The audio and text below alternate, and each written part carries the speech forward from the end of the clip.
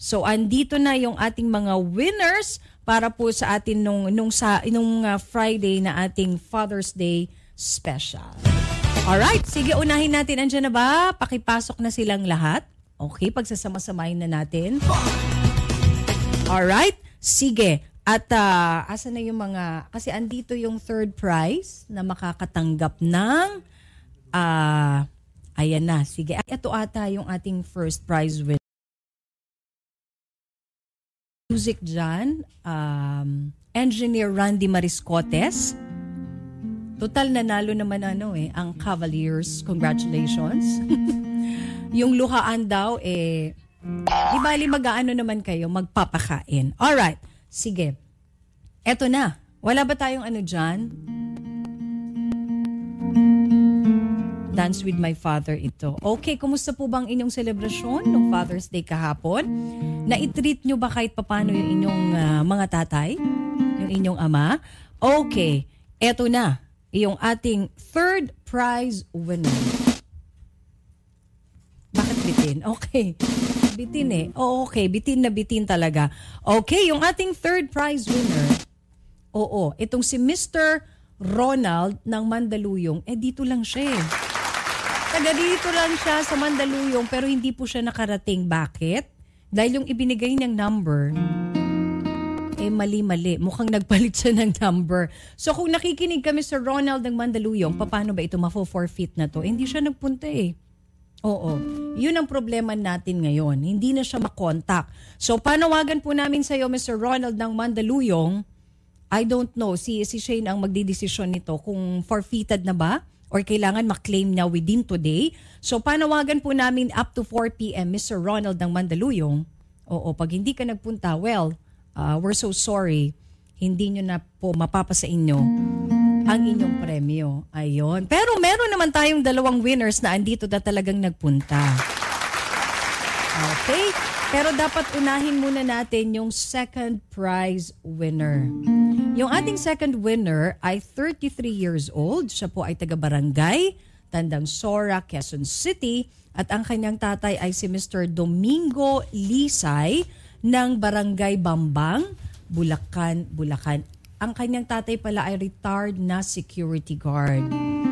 Okay, andito na po yung ating second prize winner, si Mr. Gerson Lisay. Ayan, Mr. Gerson Lisay, magandang hapon po sa inyo. Pakilapit po sa mikropono. Magandang hapon po, ma'am.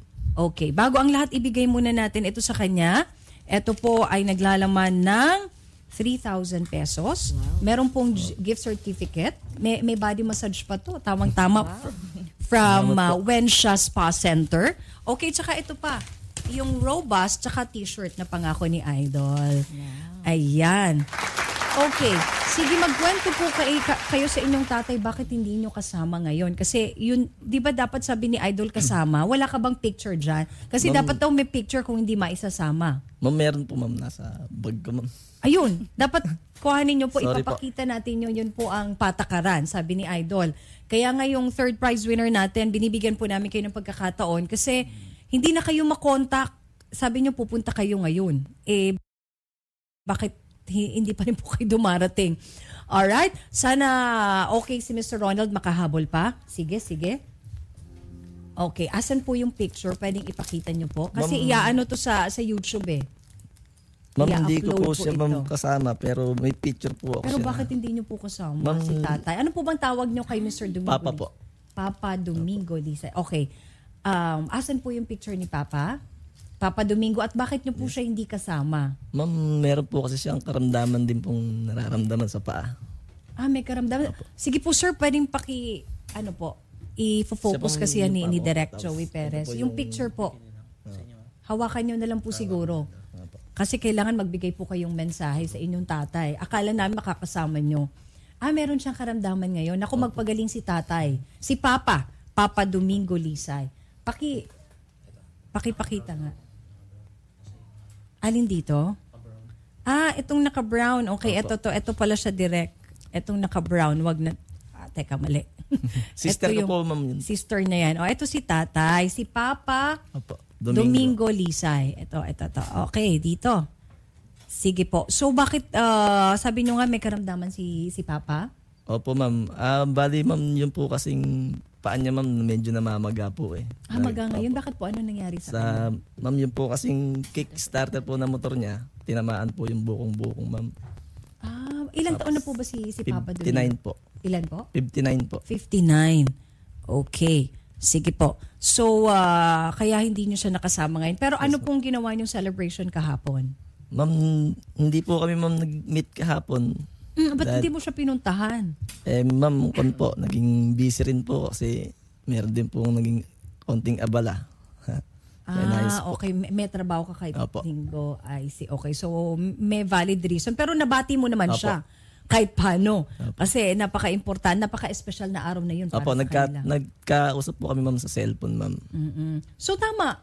Bumawi ka. Ayan, meron ka meron kang 3,000 pesos cash. Opo. Ayan, ipakita mo 3,000. Meron kang GC. Mula po yan sa Wensha Spa Center. Magpapabody massage kayo at eat all you can pa na buffet. So, i-treat mo siya, ha? Opo, ma'am. Kasi hindi mo siya trinit kahapon, sakto. Ayan. So, anong mensahe mo dito kay tatay, kay Papa Domingo?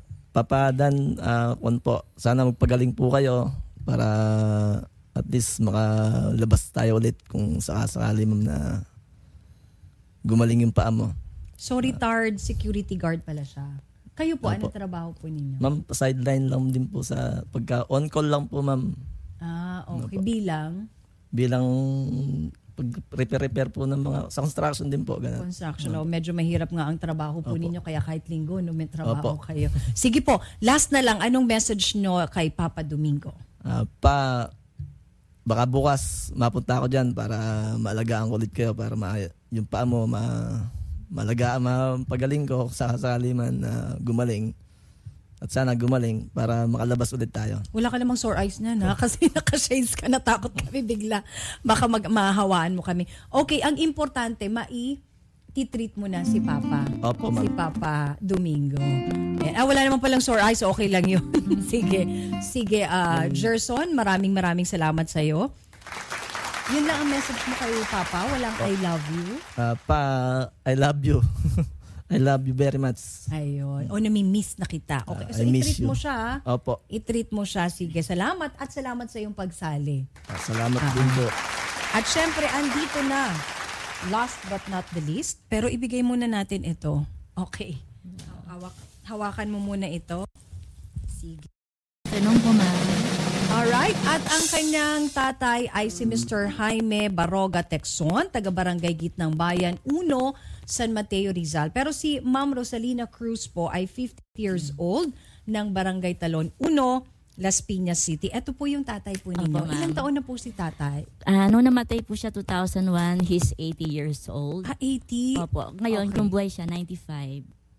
Oh, alright. Sige, yung kwento nyo po, isa po kayong adopted daughter. Yes, ma'am. Pero anong tawag nito? Meron pong 2 lalaki kayong kapatid. Apa. Oo. Anong tawag sa ganun? Adoptive brothers? Adopted brothers. Yung 2 lalaki. Pero,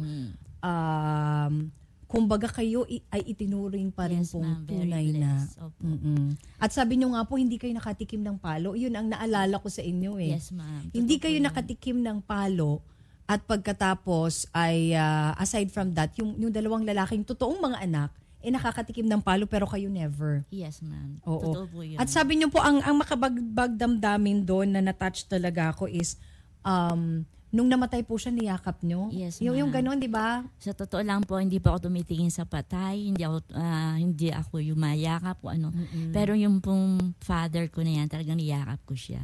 Miski yung biological father ko nung namatay, never, hindi ko siya tiningnan. Sorry, pero hindi ako nakaramdam talaga ng ano. Kasi at age 5 years old ako, 11 kami magkakapatid, ako lang pinamigay. Kaya medyo, touch talaga. Kasi dito po, 11 pala kayong magkakapatid. Actually, ma'am, nung binigay po ako, 9 lang kami. 9 pa lang kami magkakapatid. So, after 15 years, nung umuwi ako sa amin, pa pala ng 2 nagulat ako, meron pa pala akong kapatid na 2 na sumunod pa. Pero at least po, kilala nyo yung biological parents Kilala ninyo. ko po Yun ang sila importante. lahat. Yes po. Kumbaga, kompleto pa. Kasi yung iba sinasabi nila na hindi ako kompleto dahil kahit yung mga adoptive parents ko ay mababait, parang tinuring akong tunay na anak, pero mas gusto pa rin nila nakikilala yung biological parents nila. Okay ko. At saka yung time na makita, kaya after 15 years, tsaka ko lang sila nakita talaga. After 15 years? Yes, ma'am. Nakagraduate pa ako, nakapagtrabaho. Tapos, nag-decide ako, nagpaalam ako dun sa mother ko na kung pwede, dalawin ko yung kasi sila look back sa kanila talaga. Ako all these years, actually yung napanalunan ko, tuwan-tuwa po ako, talagang pinag-pray ko na sana ako manalo. Kasi yung pong eldest son nila, na stroke po, bali last month. So ngayon talagang kailangan niya ng medication, sabi ko ibibigay ko sa kanya. Sige po. Alright. Sige po, salamat po sa inyo. Congratulations. Thank you very much. Pero babalikan ko po ulit kayo kasi yung third winner, andyan na, third prize winner natin. Okay, sa wakas na na-contact natin pero hindi ba siya makakapunta? Si Mr. Ronald Dumdum, ang ating third prize winner ng Barangay Barangka, Mandaluyong. Magandang hapon po sa inyo, Mr. Ronald. Hello ma'am, magandang hapon po. Okay, bakit hindi po kayo nakapunta ngayon? Ma'am, may pasok po kasi ako ma'am, hindi pwedeng iwan kasi wala akong reliever dito, single post po ako. Ganun po ba? Ba't ano po bang trabaho nyo, Mr. Dumdum? Security guard po ako ma'am. SG, naka-duty siya. Paano ba ito? Oo. 3:30 pa po yan. Pwede akong nagpaalam na ako ma'am, 3:30 pa ako pwedeng makauwi kasi 3:30 pa. Saan may po ba mga kayo estudyante. nag-duty ngayon, Mr. Ronald? Dito pa ako sa Quezon City ma'am eh. Quezon City, baka hindi siya umabot, no? Ano bang, sige po, i-kontakin muna namin yung dapat kontakin kung pwede pang umabot na makiklaim nyo yung price nyo. Okay po. Ma'am, po talaga, maraming salamat. Kapasensya na po talaga ngayon kasi hindi ko talaga mahabol kasi gawa ng may trabaho nga po. Oo nga po. Sige po, sir, babalikan ka namin basta yung phone mo kailangan naka-open na yung phone mo. Dahil wala din akong dalang cellphone ngayon ma'am na kasi nasa duty hindi naman ako pwede magdala ng cellphone. Bawal. Nako. Sige, kakausapin po kayo ni Ma.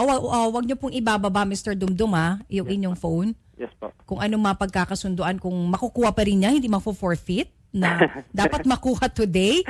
Shane, tawag ka nga sa amin, Shane Palau, kung dapat ba niyang maklaim today or pwedeng bukas or kahit off-air na lang. Kasi dapat nakalagay kasi ito sa i-YouTube po natin ito for our Father's Day celebration or special. Okay? But anyway, wag mong ibababa. May kakausap muna sa'yo. Si Mau Peralta, ha? Sige po. Wag mong ibababa. Okay, Mr. Ronald Dumdum, congratulations din po sa inyo. Buti nakahabol kasi up to the last minute, hindi namin siya makontak talaga. Ma'am Rosalina, napakaganda po ng inyong kwento. Yung kay Gerson Lisay naman, naalala ko, after 32 years, kinontak mo through Facebook. Ang laking bagay talaga ng Facebook. Yes po. Kaya, actually, ma'am, nagko-connect yung mga... nakontak ko po ma'am doon, yung pong misis po ni Papa. Siya po mismo ang nakontak po namin. I see. Para po. Oo nga, di ba? May mga, kanya-kanya talaga tayong mga pinagdaanan, may mga hugot, kanya-kanya pong, sa bawat pamilya naman, wala namang perfect sa totoo lang. May kanya-kanya tayong mga pinagdadaanan. Magkakaiba-iba nga lang na pinagdadaanan. So, congratulations po, kayo talaga ang well-deserved na maging winners. Pero bago yan, gusto rin natin i-acknowledge yung mga sumali, like si Fyros Umpar ng Taguig, si Sara Mercado ng Quezon City, at si Veronica Garde ng Laguna. Salamat din po sa inyong pagtawag nung Friday para po mag-participate sa atin pong Father's Day special. Ma'am, salamat po talaga. Makabagbag damdamin. Kaya nga si Idol, na-touch talaga siya. Deserve nyo raw na kayo ang manalo. Kaya pasalamatan nyo po yung ating mga texters dahil sila po yung bumoto actually sa inyo. Maraming salamat po sa mga nag-text for voting sa amin na winners. At maraming salamat din po kay Idol Tulpo. Idol po kay ni Papa. Ayun, thank you po. At si Ma'am naman, ilang years na nga pong pumanaw? Nasa heaven na 15 years na po, ma'am. 15 years yes, na. Ma'am. So kahit 15 years pa, naluluha pa rin talaga kayo. Kasi kumbaga ibang klaseng pagmamahal ang ibinigay sa inyo. Ang ipinakita. Talaga, ibang-iba po talaga. Kasi talagang yung father ko na yan, Tsaka imagine, madami yung pamilya nila pero siya talaga lalo na mag-aasawa ko, pinagmamakalaki niya na siya daw maghahatid sa akin, gano'n. At sabi niya, kahit 2 lang anak ko pero naging 3, tapos sabi niya ako maghahatid sa kanya. At saka ma'am, parang naging kamukha niyo na. Yes, sa totoo lang po, Chinese ma'am. ba sila? Parang may puti Chinese blood po sila. Okay. Kasi kayo Parang- ang puti niyo rin. Medyo, thank you very much po. Oo, so parang naging kahawig niyo na nga.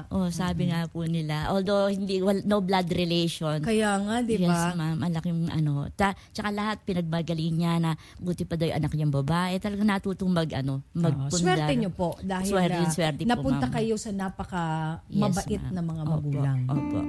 Okay, ma'am, thank you once again. Thank you very much po.